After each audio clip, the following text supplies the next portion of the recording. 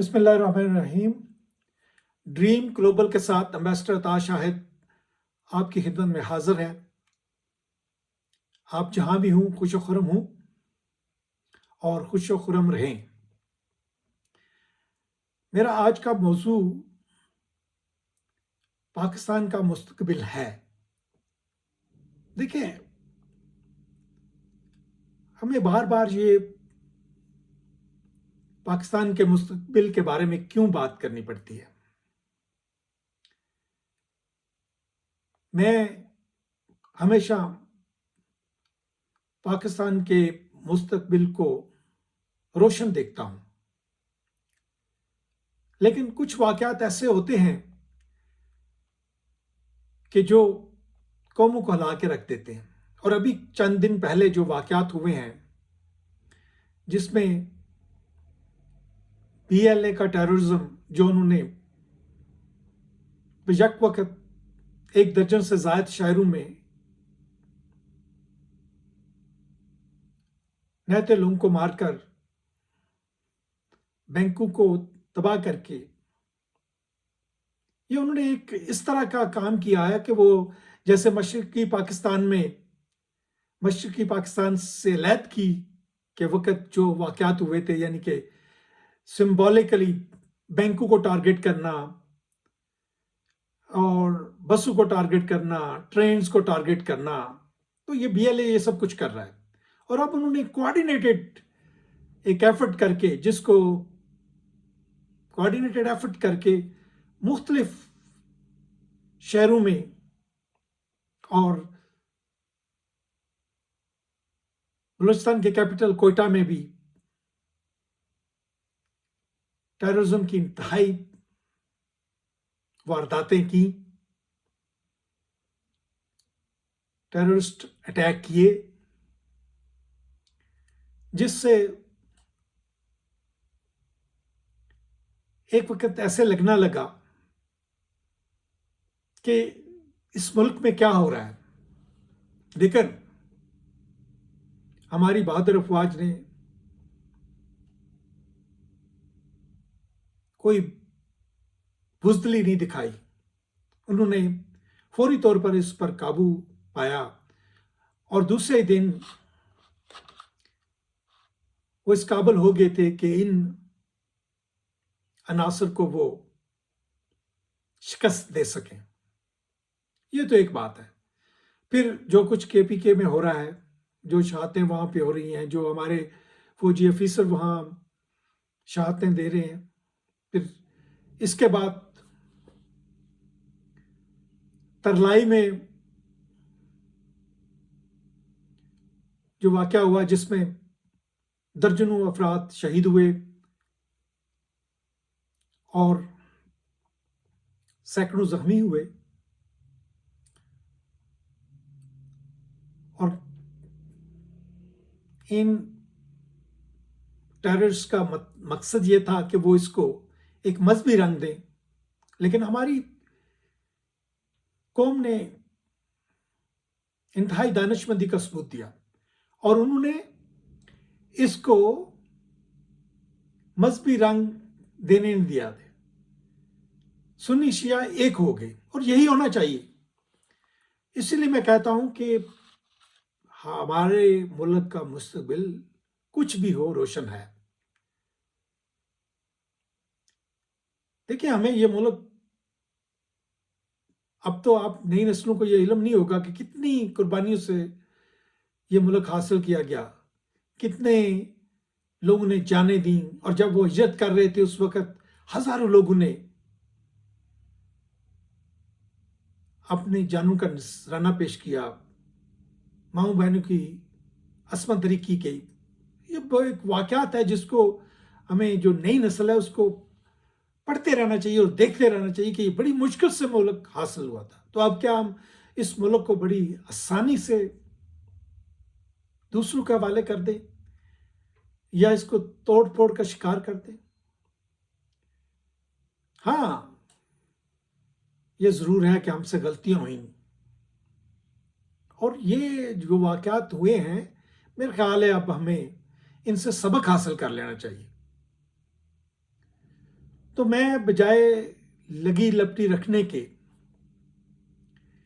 یہ عرض کروں گا کہ ہمیں ایک نیشنل گورنمنٹ کی ضرورت ہے. ہمیں سینٹر میں ایک نیشنل گورنمنٹ ہونی چاہیے. جو گورنمنٹ آلریڈی ہے وہ بھی رہے, اس کے ساتھ ان کو چاہیے کہ آپ جو دوسرے ایک بڑی اپوزیشن پارٹی ہے اس کو بھی اپنے ساتھ لے کے چلیں. دیکھیں وہ اسمبلی میں آپ کے ساتھ بیٹھے ہیں, سینٹ میں آپ کے ساتھ بیٹھے ہیں, صوبائی اسمبلی میں آپ کے ساتھ بیٹھے ہیں, اور وہ بھی ایک سٹیک ہولڈر ہیں. تو یہ جس انفارچونیٹلی ہم یہ پچھلے 80 سال میں بھی ایک سٹیبل کنٹری نہیں بن سکے, تو ضروری ہے کہ ہمیں اب ایک جو ہے نیشنل گورنمنٹ جو ہے وہ قائم کی جائے. دوسرے نمبر پہ ہمیں دیکھیں ہر مسئلے کا حل فورس نہیں ہوتی, بلکہ فورس مزید نفرتیں کریٹ کرتی ہے. بلوچستان میں اگر کوئی پرابلم ہے, ہمیں ان بلوچ بھائیوں کے ساتھ بیٹھ کے بھی ڈسکس کرنا چاہیے, اور جو بات نہیں سنتے اور کہتے ہیں کہ ہم ہتھیار اٹھاتے رہیں گے, پھر ان کے خلاف تو ہمیں ہتھیار اٹھانے پڑیں گے. ان کے لیے کوئی معافی نہیں. ہاں اگر آپ ہتھیار رکھ کے بات چیت کرتے ہیں تو پھر وہاں ماحول کریٹ کریں, جینون ماحول کریٹ کریں کہ وہاں پہ آپ لوکل گورنمنٹس بنائیں. ہر صوبے میں لوکل گورنمنٹ ضرور ہونی چاہیے. لوکل گورنمنٹ کو اختیارات دیں. آپ پلیز کچھ سبق حاصل کر لیں, اور وہاں پہ جو لوکل قیادت آتی ہے, جیسے بھی آتے ہیں, جو بھی آتے ہیں, آنے دیں ان کو. بات چیت, ڈائلاگ ٹیررزم اور گولیوں سے بہتر ہے. لوگوں کے ہاتھوں میں بندوقیں دینے کے بجائے لوگوں کے ہاتھ میں کتابیں دیں, وہاں جابز کریٹ کریں. ابھی ورلڈ بینک کے پریزیڈنٹ پاکستان سے ہو کر گئے اور انہوں نے کہا کہ ہمیں نیکسٹ ڈیکیڈ میں 30 ملین جاب جو ہیں کریٹ کرنی پڑیں گی. اٹ مینس 3 لاکھ جاب ہر سال آپ کو کریٹ کرنی ہے. تو لہٰذا میری آپ سے گزارش ہے کہ آپ اس کا جو ہے آغاز بلوچستان سے کریں. آپ وہاں جو اپنے پولیس فورس قائم کرنی ہے, اس میں جو ہے یہ جو لوگ ہتھیار ڈالے ہیں جو واپس آنا چاہتے ہیں ان کو اس میں بھرتی کریں. آپ ان کو کسٹم میں بھرتی کریں. آپ ان کو, اگر آپ کو رینجرز چاہیے ان کے لیے اپنا بارڈرز کے لیے, تو اس میں بھرتی کریں. اور 1 سال میں آپ, اگر آپ کا 3 لاکھ کا ٹارگیٹ ہے تو آپ کوشش کریں کہ وہاں سے 5 لاکھ لوگوں کو آپ نوکریاں دیں. یہ تو آپ کو کرنا پڑے گا. اس کے لیے پیسہ بھی ارینج کرنا پڑے گا, اس کے لیے پیسہ بھی کریٹ کرنے کا, کہ جب وہاں امن سکون ہوگا. اب تو دیکھیں, اب یہاں سے ہم پنجاب سے تو وہاں جا ہی نہیں سکتے. تو آپ کیا مقصد اور کیا پیغام دنیا کو دینا چاہ رہے ہیں؟ تو پلیز نیشنل گورنمنٹ کا قائم کریں, لوکل گورنمنٹ قائم کریں, ڈائلاگ کریں. ٹی ٹی پی کو بتائیں کہ جی یہ ان کا جو اسلام کا جو تشریح ہم اس کو نہیں مانتے. ان کے لیے جو لوگ بات سننا چاہتے ہیں ان سے بات کریں, جو نہیں سننا چاہتے ہیں ان کے ساتھ پھر ہمیں جنگ ناگزیر ہے. وہ تھوڑے رہ جائیں گے, ان سے جنگ کرنا آسان ہوگا, لیکن آپ کے پی کے لوگوں کے ساتھ بھی ڈائلاگ کریں. ان کو بھی جہاں ہیں ان کو باور کرائیں, ان کو اپنا ایک, ان کو یہ احساس ہو کہ وہی ڈیسیژن میکر ہیں.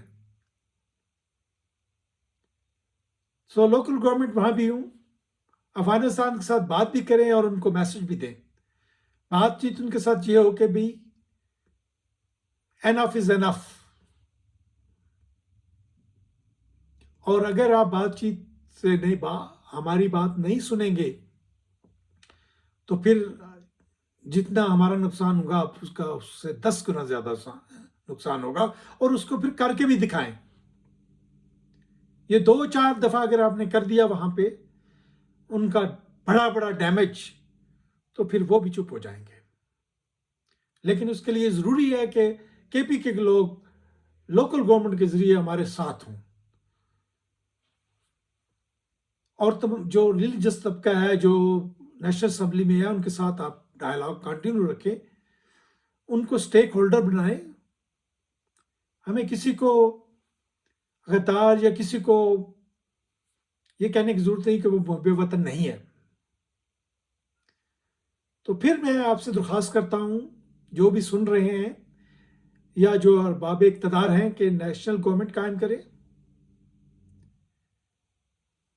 بلوچستان میں ڈائلاگ شروع کریں. بلوچستان میں لوکل گورنمنٹ، تمام صوبوں میں لوکل گورنمنٹ ہونی چاہیے، اور لوکل گورنمنٹ کو امپاور بھی کریں. اور جو لوگ ناراض ہیں ان کو اپنے ساتھ میں لائیں، اور نوکریوں کا بلوچستان میں جال بچھائیں. اگر وہ پیسہ خرچ کر رہے ہیں تو ہمیں بھی پیسہ خرچ کرنے کی ضرورت ہے. اگر وہ وہاں جا کے 20,000 یا 25,000 روپے ہتھیار اٹھا رہے ہیں تو آپ ان کو 50,000 دیں کہ وہ آپ کے ساتھ آئیں. یہ ضروری ہے. یہ 4-5 سال کریں گے، ایک تو وہاں امن آئے گا، وہاں سے پیسہ کریٹ ہوگا، وہاں آپ کے منرلز ہیں، وہاں آپ کا کاپر ہے، وہاں آپ کی سوئی گیس ہے، وہاں آپ کے دوسرے منرلز ہیں، ریئر ارتھس ہیں، وہاں آپ کے لوگ، وہ بھی آپ کا سرمایہ اور اثاثہ ہے. تو یہ جو جتنے واقعات ہمارے اب ہو چکے ہیں پاکستان میں، جس نے پاکستان کو ہلا کے رکھ دیا ہے، یہ ایک ویک اپ کال تھے. تو اب ہم دیکھتے ہیں کہ آپ ان سے کیا سبق سیکھتے ہیں.